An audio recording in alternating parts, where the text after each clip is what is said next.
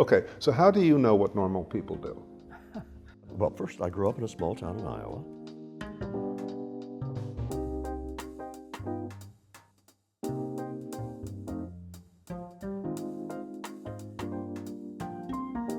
I went to Harvard and MIT.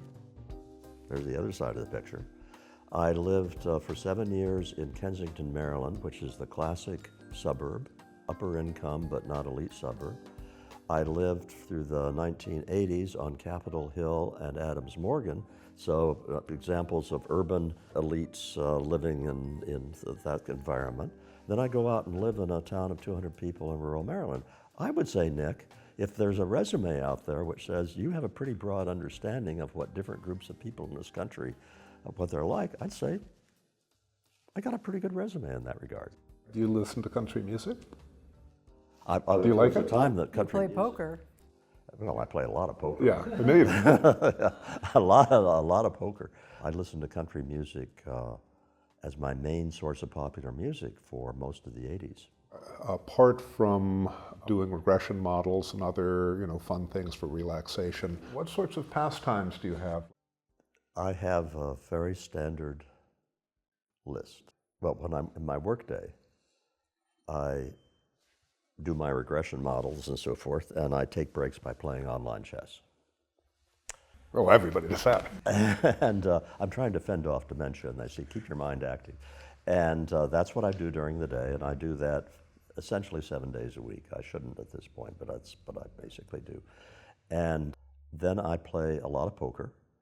I've been playing less recently, but since about 2012, I probably spent an average of 10 hours a week playing poker in Charlestown, West Virginia, with occasional trips out to Vegas and playing the poker rooms out there. Used to play a lot online while it was still legal. And I will say that if you play a lot of poker in a poker room, you will meet a cross-section of Yeah, I was going to people say, that's a like good you way of will getting meet out. nowhere else in the world. Yeah. Tell us first about how you first knew about AEI. I remember being aware of AEI in the 1970s when I was working for a place called the American Institutes for Research. And I was aware of AEI, and I thought to myself, I would be good there. I'd be a good fit there, but they don't know it.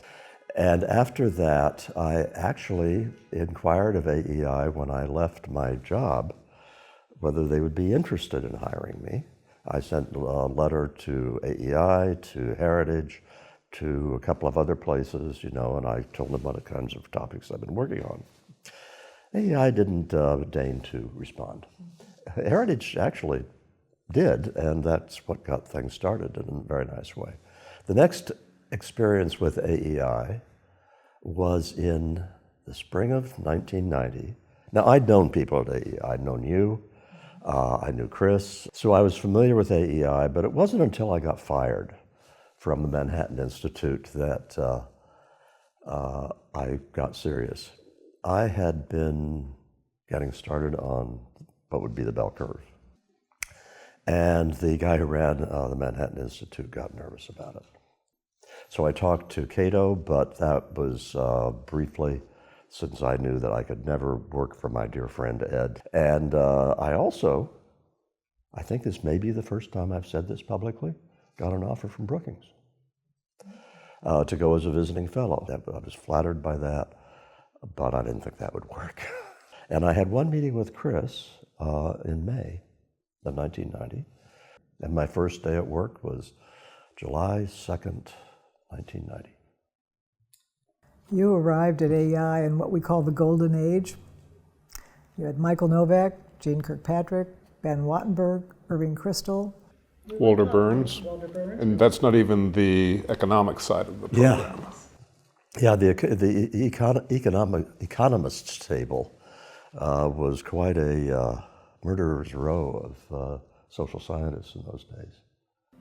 What were some of the areas of agreement and disagreement with some of those people, I think particularly of Irving Kristol and Michael Novak? I always had a good time with Irving because he made no secret of his disdain for libertarianism. And he never let that interfere with our friendship at all. On the contrary, What It Means to Be a Libertarian was published, a book that Irving detested in terms of its content.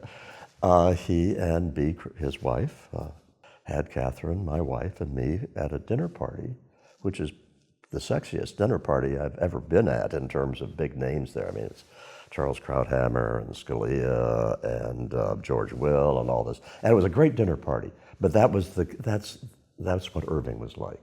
He was celebrating a book that he disagreed with. I was also far more libertarian than Walter Burns. I was the AEI's libertarian at that point. But there were a lot of neocons, there were a lot of traditional conservatives, and then there was me and Chris.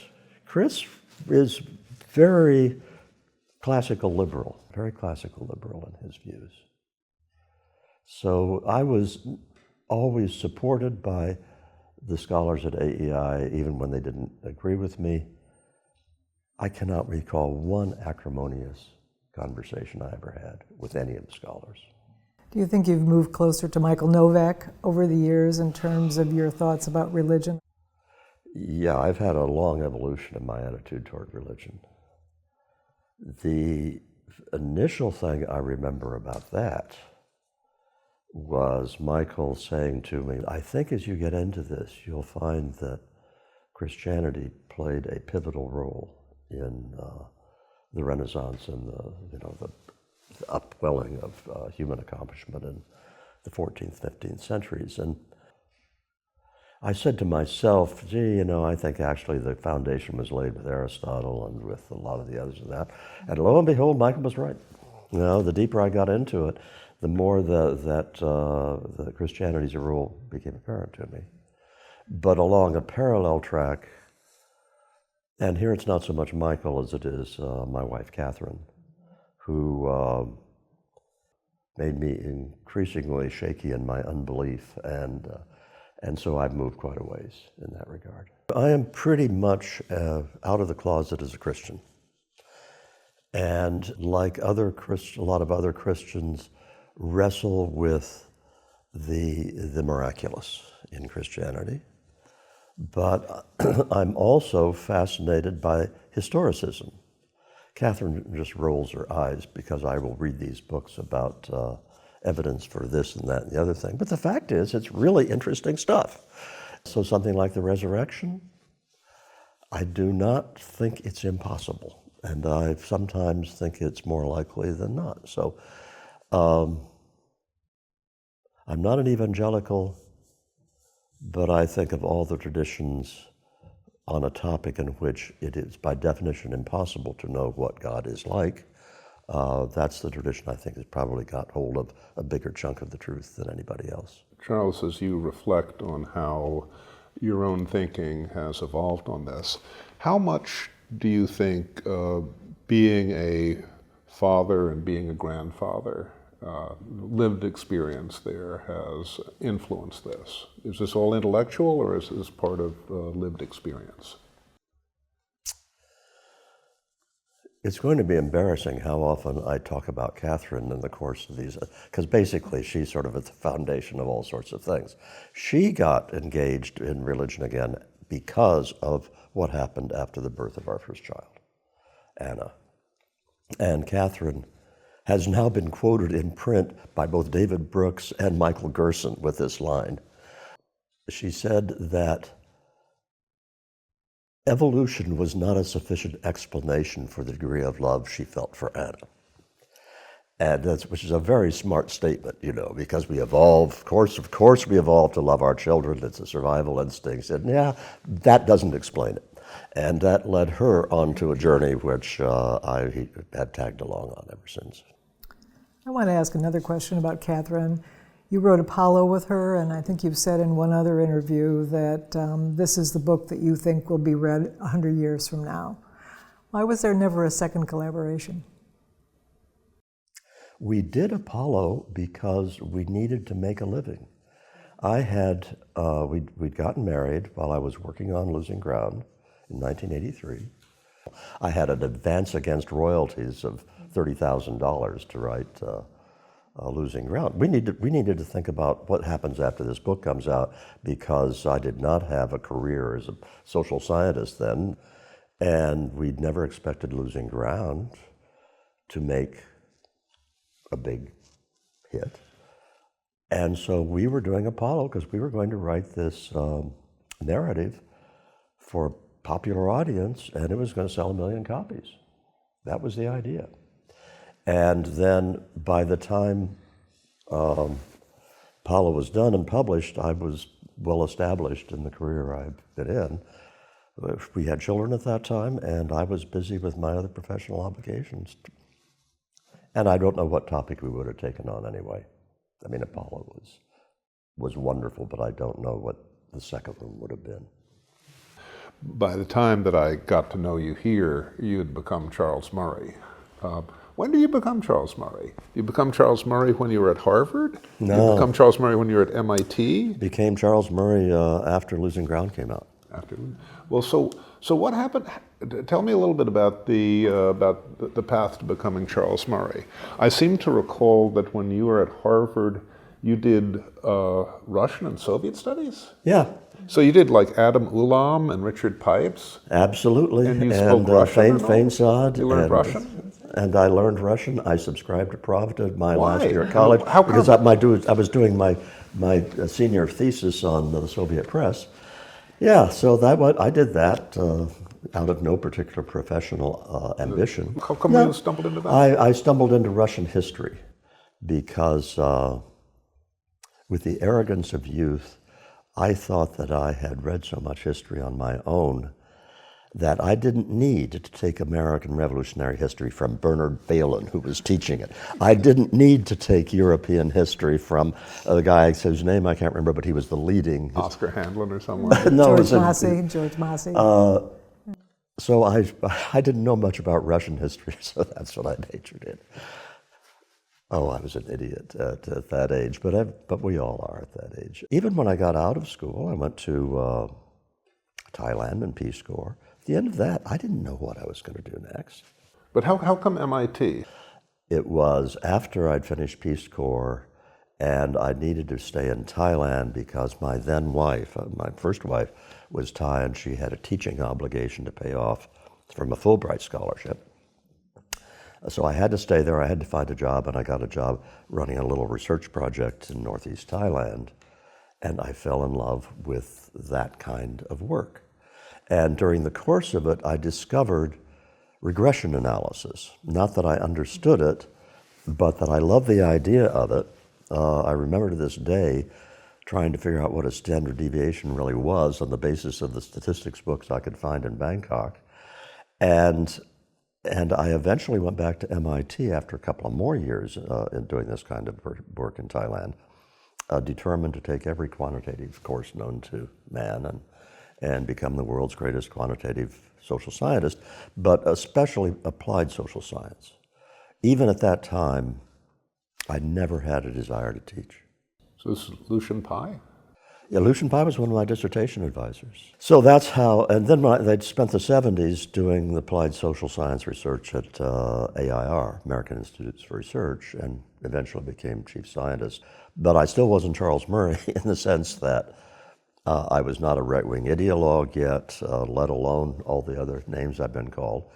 And it was only after Losing Ground came out that I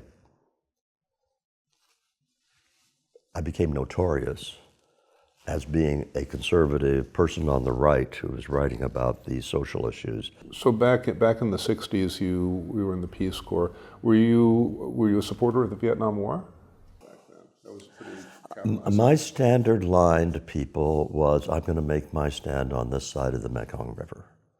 I was in Thailand. I didn't know whether South Vietnam was worth defending. I was absolutely confident that Thailand was worth defending, that the king there was a real phenomenon in terms of holding the country together, that the country had a bright future ahead of it. And so I would fight for Thailand. I didn't know what the story was in Vietnam. Were you out of the U.S. in 68?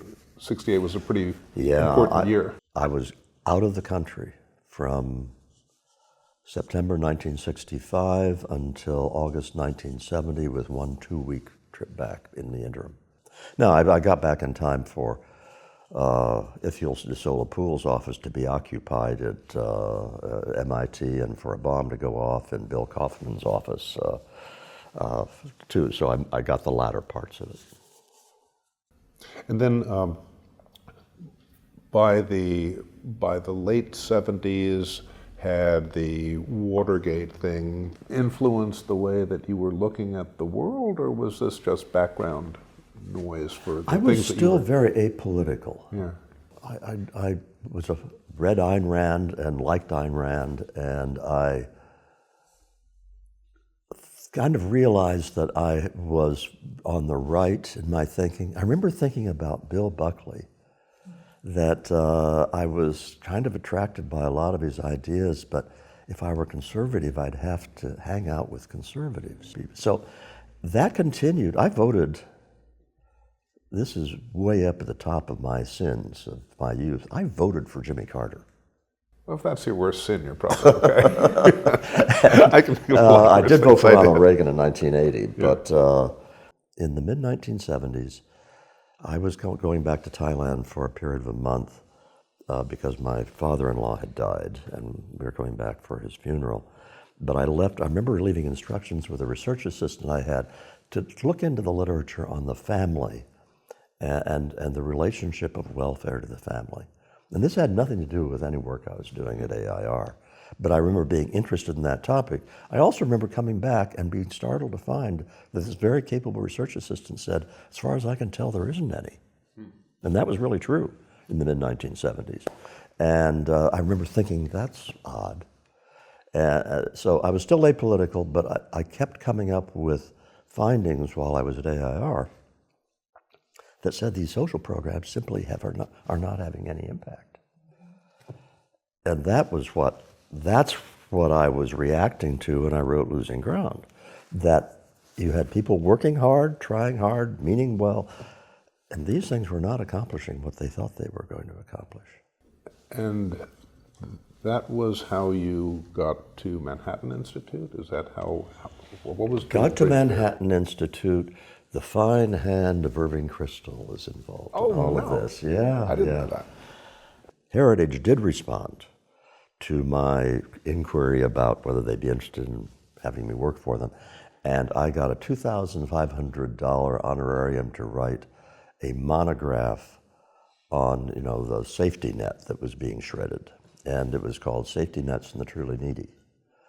And Irving Kristol read it. How did he ever get into his pile of reading? I don't know. But he did read it. And so did Joan Kennedy Taylor up at Manhattan Institute read it. George Gilder claims that he read it, and he was the one that, and he may be right.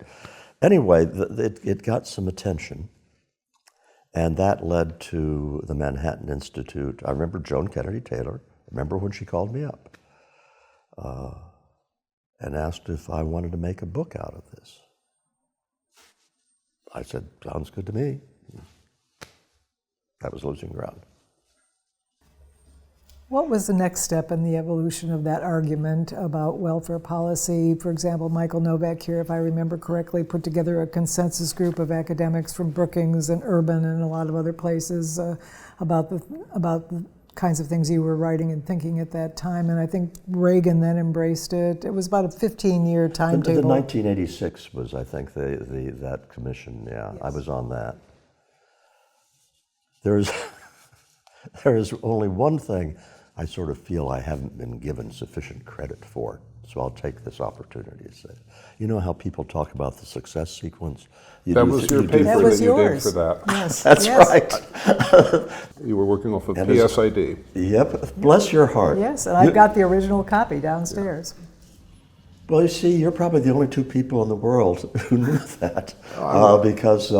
And I was in the room where it happened, as they say. Yeah. And ever since, a lot of people made a lot of that. This is what you need to do. And I'm saying, well, I know that. Yeah. Yeah, and that was before you'd come to AEI, and AEI Yeah. was on the financial ropes at that point.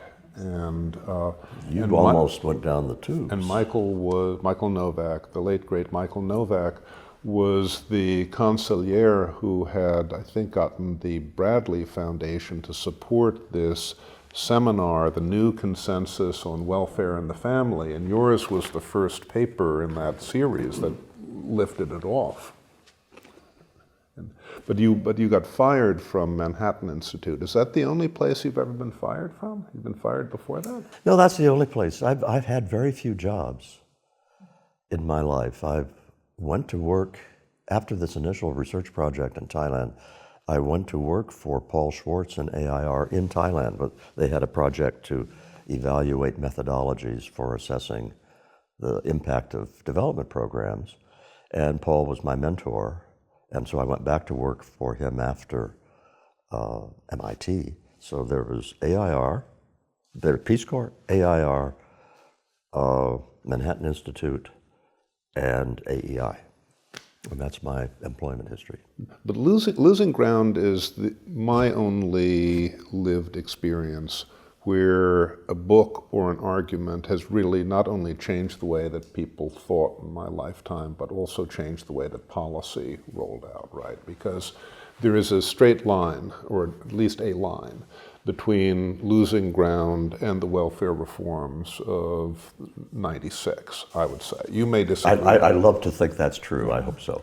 It has to have been an immensely satisfying and rewarding time for this accomplishment.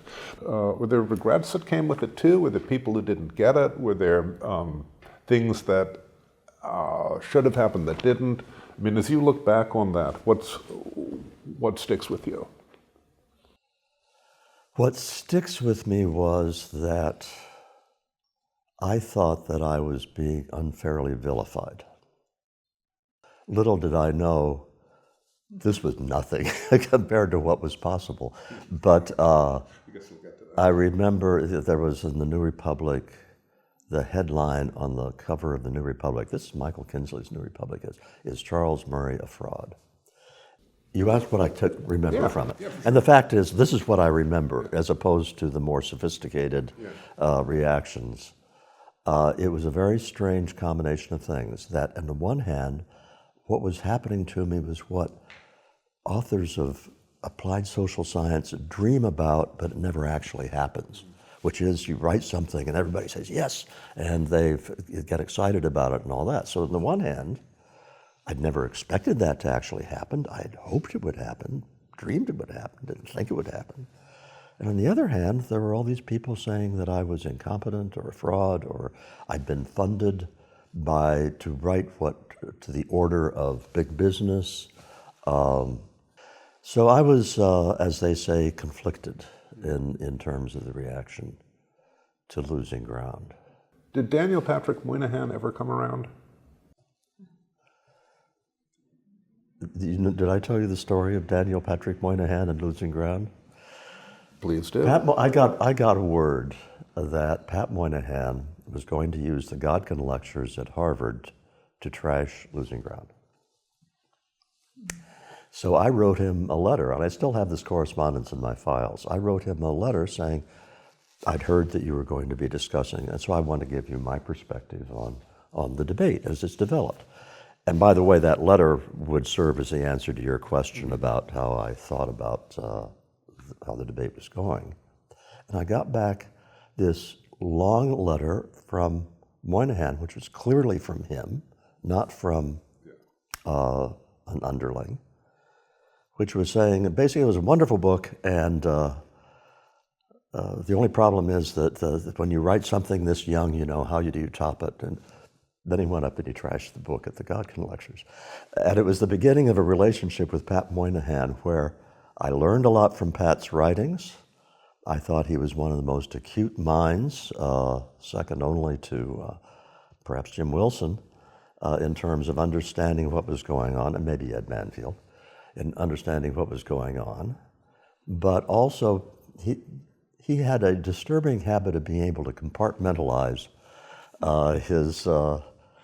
his life into being the wise and dispassionate social scientist and in being a good liberal. Did he ever change his mind about Losing Ground? Did you ever have correspondence about it? Well, which did he believe? That it was a wonderful book, or what he said at the God? Who knows? We do know that when the Welfare Reform Act of 1996 was passed, that Pat said some really silly things about it's going to be Calcutta on the Hudson. And I wanted to say, come on, do you seriously believe that? Because, as I say, he'd written such smart things. And he was such a smart person as Nixon's advisor. And he voted against it, if I remember. Yeah, I'm sure he did. Still on Losing Ground. Well, you say it came out not quite 40 years ago, but getting on 40 years ago. You've had a lot of time to reflect on it. If you were doing it again today, are there things that you'd do differently? And if so, what would they be? In a way, The Bell Curve was Losing Ground Part 2. But here's what the difference is. In Losing Ground, I was quite confident that given the right set of social policies, that an awful lot of the problems would either go away or be much less problematic. That differences in test scores would disappear within a generation or be greatly diminished.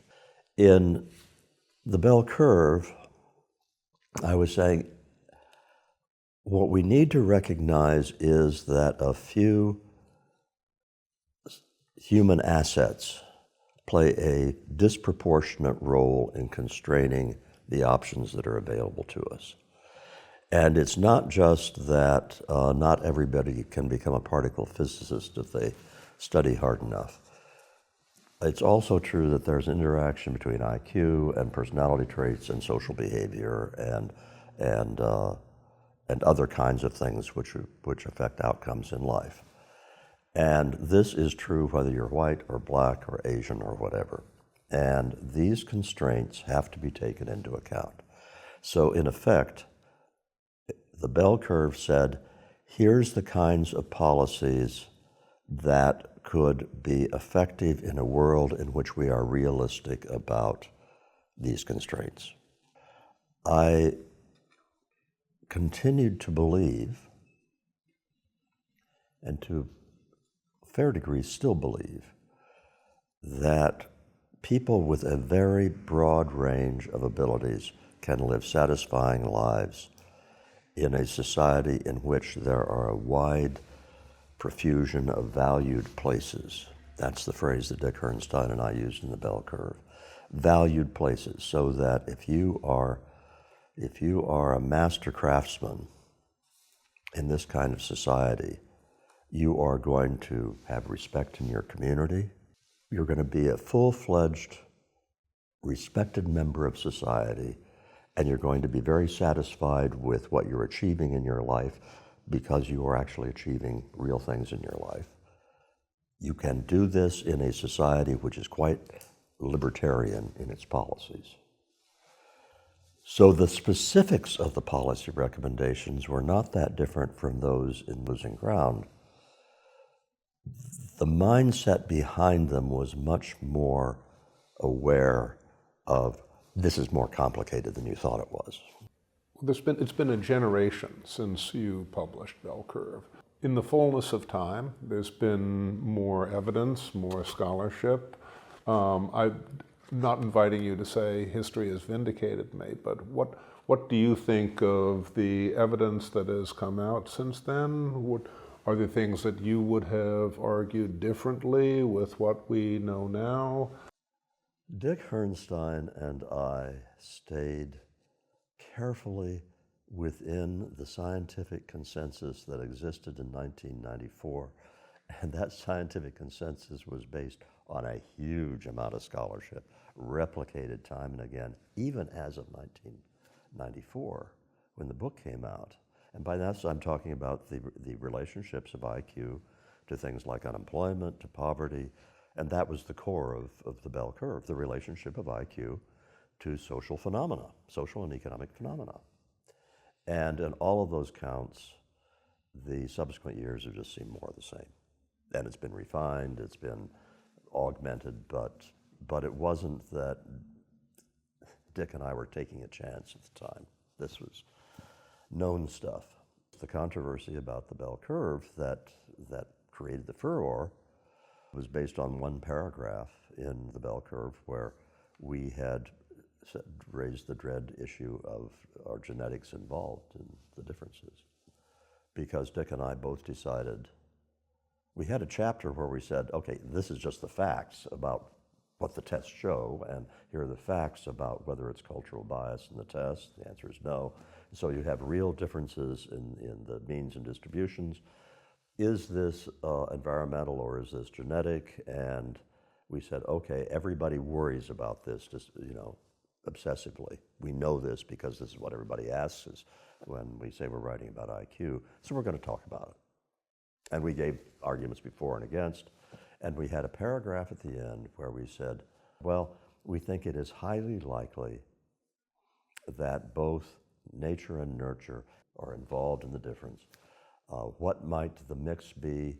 We are resolutely agnostic. We do not think the data yet permit an estimate. That sentence said we do not reject the idea that there is a genetic component. That's all. So if you ask me what the situation is now, when the genome has been sequenced and there's been lots and lots of work done, again, what I'm saying should not be controversial. There are major differences. By major, I don't mean huge in magnitude, I mean pervasive, not just in terms of IQ among different population groups, but in everything, from characteristics of red cells to all sorts of diseases and everything else. And this is not just true of differences between blacks and whites. It's true of Asians, blacks, whites, every other major ethnic group, and within that, so that you have subgroups that have genetic differences are just prevalent in every characteristic of being a human being. And the proper response to that is vive la différence. There are differences in means and distributions. They do not give you any sense of what the person sitting across from you is like, and you can live with all of this. So the answer to your question is, it wouldn't be speculation anymore. It is simply a statement of fact that some of the difference in cognitive profiles across races have a genetic component. What do you think the most interesting challenge or critique of your work was? Of the whole Any part of shebang it, or any specific book? Whatever you choose of the bell curve. Any particular argument, critique, challenge? I really need to have an answer to that question which shows that I am dispassionate. There is not a single solitary major conclusion that Dick Herrnstein and I had about the science in the bell curve that has subsequently been proved incorrect. That's just a statement of what I believe to be fact. Other areas, other books where you think you've been wrong? I've already referenced the thing I think I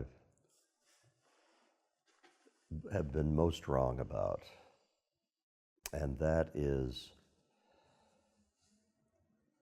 that human beings in general have the same aversion to government that I have. And I've always thought that this was a very instinctive thing in a lot of human beings, that they want to live their lives as they see fit, and they really kind of resent particularly a distant government that inefficiently and ineffectually and sometimes counterproductively interferes in their life. And I looked at the United States as the country that had shown that it is possible to have another way. and not only possible to have another way, but one that will last. The first disillusionment that I had about that was what happened to the Tea Party movement, which started out as something I thought was very inspiriting in 2008, 2009, where people were saying, let's put aside our differences and focus on recovering the founding principles of limited government. And so I thought, see, it's still there. And then how quickly that evolved into something less attractive to that.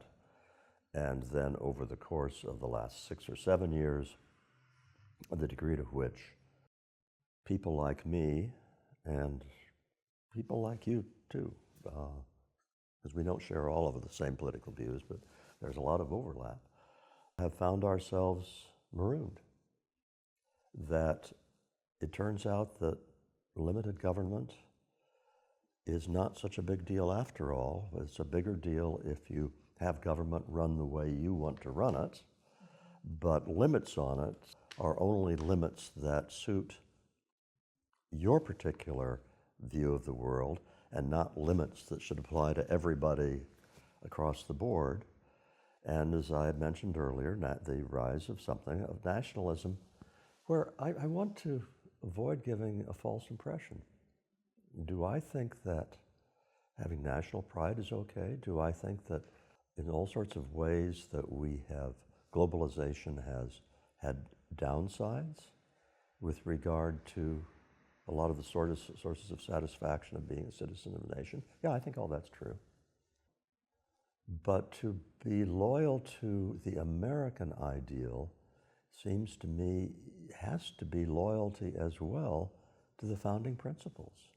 Otherwise, you're just a patriotic citizen of a country you love, but not a country you love because of its way of looking at the proper role of government, but a country you love the same way Ukrainians love being Ukrainian and the ways that French love being French. There's nothing wrong with that, but that's not what made America special. It's hard to go through school nowadays and learn about America's founding principles. In fact, you will not learn unless you go out and seek it, if you go to most colleges now. And K-12 takes a huge hit for that as well. It's one thing to say that the colleges have become dominated by an ideological, radical group. There is no good reason why this should have been true of K-12, particularly not the private schools that are out there. And yet, as far as I can tell, you take the great majority of the elite private schools to which America's wealthy escape the public, through which they escape the public school system, and they're just as bad as the public schools are in a lot of ways. One last question on this. So you've talked about the incentive structure, or there's much more of a focus on the incentive structure and losing ground. In Bell Curve, we get into the whole question of human capabilities and constraints. And then maybe if we think of coming apart, we see more of how mores and norms are changing and how this also affects things. I keep thinking about this question of welfare incentives and disincentives in America today. What if you had a vodka wagon in Red Square for free vodka, and you had a vodka wagon in Salt Lake? You'd have different consequences. So where does the change in American mores and values, norms, attitudes, stigma, shame fit into how we get to where we are now? And that's kind of coming apart, I think. Yeah, I still was not disillusioned when I wrote The Bell Curve and when I wrote What It Means to Be a Libertarian. Between 1996 and The Time Coming Apart is published, I had become much more disillusioned. And this is way before Donald Trump and more recent events. And because in coming apart, I'm documenting in many ways the collapse of the American working class ethos. And in this case, I was writing specifically, exclusively about whites, because I wanted my readers not to be able to dodge what we were saying. And Nick, you've written some of the most important stuff on these topics, including right up to the most recent work you're doing, where we are just watching a true collapse of what used to be a very healthy working class society. But that was already apparent in the late, by the time Coming Apart was published in 2012. I ascribe it to a larger collapse in the mindset that made the American project possible. Well, can it be recovered is the question. Expand. Let me just Expand away. tell you how I'm thinking, because there is no leavening shadow of optimism at the end of it, okay? It is not nostalgia, it is actually historically correct to say that we did have a national ideology through the 19th century and into the 20th century. It's not just Tocqueville. You have a variety of other commentators from Europe as well as within the United States who say, look, it's amazing. You go to America, you get in a conversation with any American, and here are the things that are going to get into the conversation in the first half hour. You're going to get the strong evocation of we live in a free society where we're responsible for ourselves and nobody can tell us what to do because we put these shackles on the government. This was not one political party that was saying this. This was the way America was historically different. What I have come to believe in the last 15 years is I way underestimated the degree to which that was the product of a unique, irreproducible historical set of circumstances that attended the American Revolution and also attended the formation of the American population. Because talk about self-selecting for certain characteristics, but if you came to the United States of your own free will, you were self-selected for risk-taking, you were self-selected for hard work, you were self-selected for all sorts of characteristics that made this, alongside the intellectual enlightenment of the time, made possible this experiment in limited government. And I think the 20th century was, in effect, an object lesson in how right the founders were when they saw all the reasons that republics didn't last. And they were brilliant in retarding it for more than a century, which is a very good success story. What became obvious by the beginning of the 21st century was that we had only a hollow shell of that ethos left. But you still see vestiges, do you not, of American exceptionalism in Burkittsville and the community where you live, which you've described in so many ways as vibrant and a community that works? Or are you pessimistic about that? Two different things. Is it still possible to live in day-to-day life in the America of 50 years ago? And the answer is yes. There are lots of towns all over the country in which people don't lock their doors. They are deeply engaged in community activities.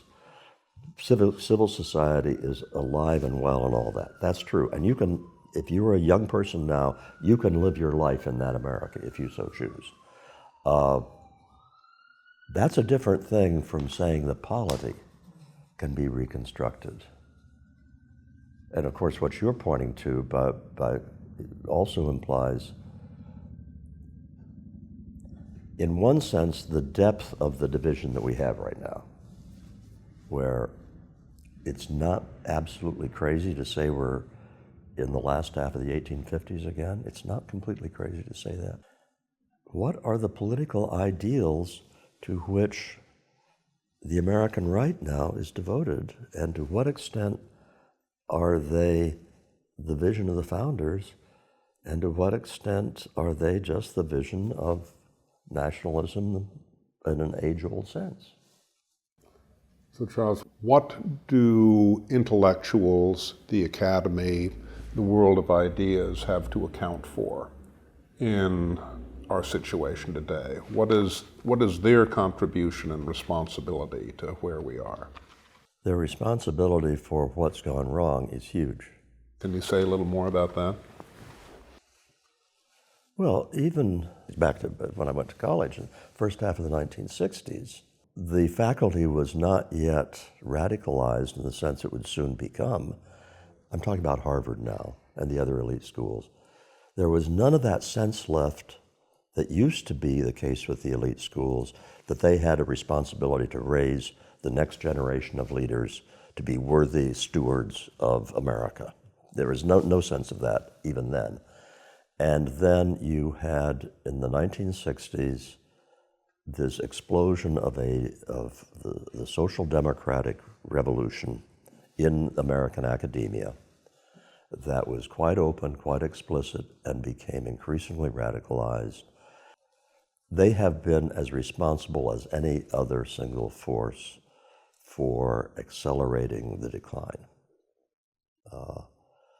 I don't think they are responsible for triggering the decline. I think that, I don't want to get too deep into the weeds on this. I think essentially with 3 or 4 Supreme Court decisions in the 1930s, it was all over. It took a while for the patient to get sick, but the immune system was compromised in the 1930s, and it was all inevitable from there on out. It just was a question of how long it was going to take. There are many sins that intellectuals can commit, and I don't know which are the venal sins and which are the mortal sins. But as you look at the evolution of the academy from your entry to Harvard in the early 1960s to today, and we're going over really almost 3 generations, cowardice, dishonesty, which are the other faults? Which are the faults that you'd think are the most grievous and the ones which have the most to account for in getting to where we are now? There's a lot of cowardice and dishonesty, okay? What's the balance? To what extent do you have faculty who deeply believe that they are right in the science, they are right in their views, but that it's okay to misrepresent the opposition in the service of a greater cause, which is not exactly cowardice, that's just dishonesty, but dishonesty in the service of something else. How much does that explain it versus the cowardice? If I had to make a guess, the social scientists tend to be mostly dishonest, and the hard scientists are being mostly cowards. Because I think that the hard scientists understand, I think they're more probably still loyal to the idea of the search for truth, that's supposed to be what science is about. But if you are a tenured faculty member in the hard sciences, what is your excuse for signing diversity statements? What is your excuse for doing all the things that you have to do if you're in a university these days? And there, I think it's you don't want to become a social outcast. And if you openly identify with a certain limited set of old-fashioned principles about the purpose of a university, you are going to be identified as someone on the right, and you are going to be a social outcast. People don't like that. It's no fun. They hate it. They're scared of it. They're cowards in not being willing to accept it. How much of a difference do you think it would make today, like right today, if hypothetically we had an elite that was more committed to and more brave about truth? I'm being very ephemeral here, but how much of our current malaise and troubles can be traced to the death of truth in the public square by describers and deciders, if you see what I mean. Boy, the Black Lives Movement and the whole George Floyd thing makes me think that it bears the unwillingness to say, hey, folks, in the words of Pat Moynihan, everybody's entitled to their own opinion, but they aren't entitled to their own facts. The unwillingness to say that now is disgraceful. Another book, In Our Hands, seems to be percolating among a lot of people who are taking the idea in very different directions from the way that you took it. I think about Andrew Yang and during the 2020 campaign. In Our Hands, this is the one book where I proposed a guaranteed annual income, UBI, universal basic income is the way people refer to it now. And the trick is that everything else went away, including Social Security. All income transfers go away, all welfare programs go away, and this is the replacement for everything. If there's an indictment of my work that I think is absolutely irrefutable, it is that Murray comes up with these bright ideas that are utterly impossible. And it is utterly impossible that we would, in fact, get rid of everything else. The universal basic income depend on not being able to go to the government if you waste your monthly stipend. You've got to go to friends, relatives, the Salvation Army, or some other institution, and you've got to present yourself as a person who is worthy of being helped. And all of those dynamics would go away if you sustained the current transfer system. And of course, Andrew Yang wants to keep all the big government programs, of course. Everybody does. We don't have a lot of time left, but I think we would be remiss if we didn't ask you about your favorite book. My favorite book, in terms of the one I'm the most proud of, is In Pursuit. I think that was the most sustained intellectual, creative effort I've ever made. It's the book I go back to, and if I reread portions of it, I sort of shake my head. Part of me says, gee, this is kind of hard going. And another part of me says, the reason it's hard going, Charles, is you don't understand it anymore. And because the argument's quite dense, but it's still pretty good. And I definitely could not write that book now just because you're at your best intellectually and professionally in the intellectual professions in the social sciences in your 40s. Pure mathematics in your 20s, the hard sciences maybe in your 30s, social sciences, you can last into your 40s. And I wrote that when I was about 45, 46 years old. I was in the sweet spot then. I couldn't do that now. So that's a book I'm most proud of. I have a lot of affection for human accomplishment because that was 5 years. And 2 or 3 of those years were spent collecting data. I was spending every day, all day, writing down these things from long historical encyclopedias and biographical encyclopedias and things. And then the last 6 months, I had to write the section of the book where I explained how this all fit together. And I was saying to Catherine, maybe I can just leave it with a description of the events. She said, no, you have to write the explanation. And so I came up with a final part of that book that I'm now quite satisfied with. I was under a lot of strain while I did it, and I was really exhausted when I got done with it. Curmudgeon's Guide was the most fun to write. Apollo was the most fun to write. You have a bunch of different children, and you love them all for different reasons. And that's true with just about every one of the books I've done. There's none of them I'm embarrassed about. I enjoy rereading my own stuff, but I like them all in different ways for different reasons. I've given the Curmudgeon's Guide to so many young people, and I think we give it to all of our interns. Any advice in particular for young people other than to go into the hard sciences at a very high level? The truths that are the most important in Curmudgeon's Guide are all cliches. And the reason that they're cliches is because, guess what? The deep truths were all understood a whole long time ago. And as you know, Aristotle is my guy in terms of coming up with them. But what Curmudgeon's Guide enabled me to do was to say in a more conversational tone and direct it to 22-year-olds that you find your soulmate, you find something you love to do, and everything else is rounding error. And that's just true. The cliche about if you love what you do, you'll never work a day in your life, absolutely true.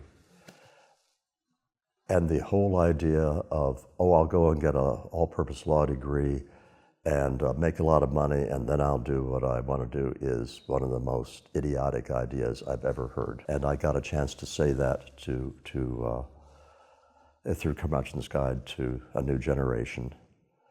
And I also got a chance to say to them, take religion seriously.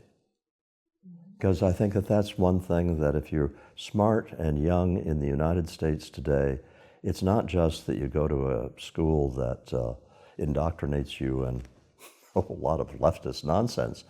You are also brought up in an atmosphere in which, in too many places, you are sort of socialized to believe that smart people don't believe that stuff anymore. You know, about religion, that nobody believes that. Well, it's not true that smart people universally don't believe that stuff. And it's also true that an awful lot of very powerful, profound work has been done in various religious traditions, with Christianity having the greatest body of profound work. And take it seriously. Invest time in it. Be aware of what's out there. When you get to be our age and you want to opine and tell the young'uns how to live their lives, there are very few people that get to do it as explicitly as I was able to do it with Curmudgeon's Guide. It was fun. What my own children think of it, I've been scared to ask them. Well, we wish you could opine for a lot longer than this has been. Nick, do you have any final questions? We've covered a huge amount of ground. Just one more about the Curmudgeon's Guide. It strikes me that young people these days are more anxious and afraid than in the U.S. than at any time in my living memory. Am I off in my own bubble on this, Charles? If I'm not off in my own bubble, what do you have to say to anxious and afraid young people? Every indicator we have says that you're right. And you probably know the literature on this better than I do, but I've seen an awful lot of stuff from large surveys and the rest of it, that the mental health problems, the sense of pessimism, you just run down a whole list of things that says that a generation born in the last 25 years has serious problems with regard to this. It seems to be utterly persuasive. What I'm not sure of is the extent to which this goes downward into the healthy parts of the middle class and the working class. We know it's very extensive among the elites, and I think that the culpability of helicopter parents in this regard is great. The degree to which you try to protect your children from any possible harm and protect them from hurt and the rest of that, I think that has a huge effect on it.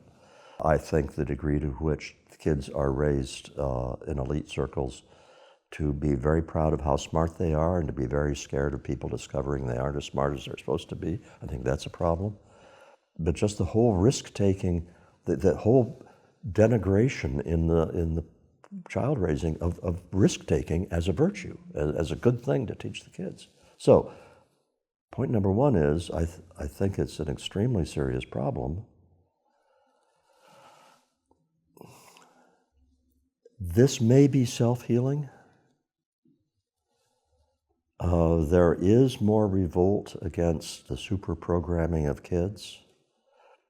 Maybe it can be self-healing in that the kids of these very successful parents won't be nearly as successful as their parents because they haven't been raised with the kinds of self-reliance and initiative, and so they themselves will not propagate another generation like them.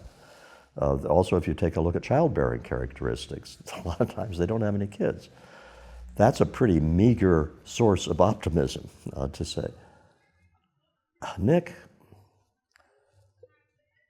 I don't know to what extent this is a period of adolescence in human history whereby we're coming to terms with these new conditions created by the internet and the computer revolution.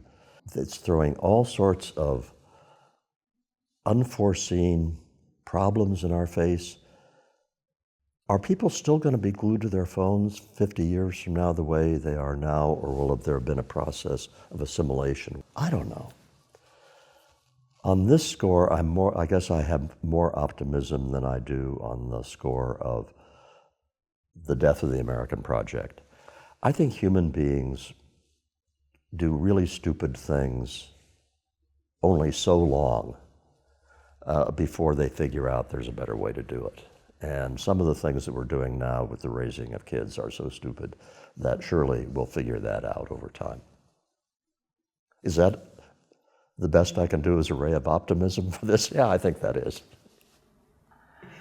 Thank you, Charles. Thank you, Josh. This has been lots of fun.